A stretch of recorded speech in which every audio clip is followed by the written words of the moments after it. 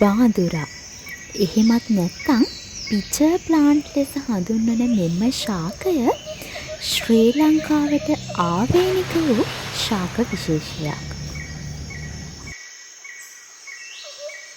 කෙටි වගුරු බිම් සහ වැසි වනාන්තර මායිම් ආශ්‍රිතව විශේෂයෙන් සිංහරාජ වැසි වනාන්තර මායිම් කළ ශ්‍රී ලංකාවේ මධ්‍යම සහ නිරිත දිග ප්‍රදේශවල මෙම ශාකය වැඩි වශයෙන් දැකිය හැකියි.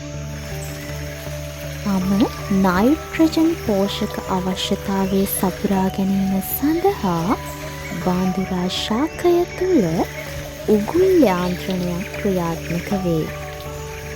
මෙහි ඇති ගොටුවක් හැඩැති විකසනය වූ පත්‍ර තුළ කෘමීන් ආකර්ෂණය කර ගැනීම සඳහා මල් පැණි පිරී තිබේ.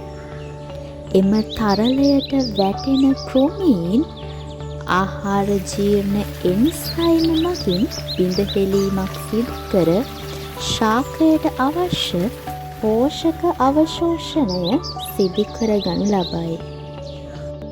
මාංශ භක්ෂක බාඳුරා ශාකය ද්විබීජපත්‍රී මෙන්ම ද්විගෘහී ශාකයක් ලෙසද හඳුන්වනු ලබයි.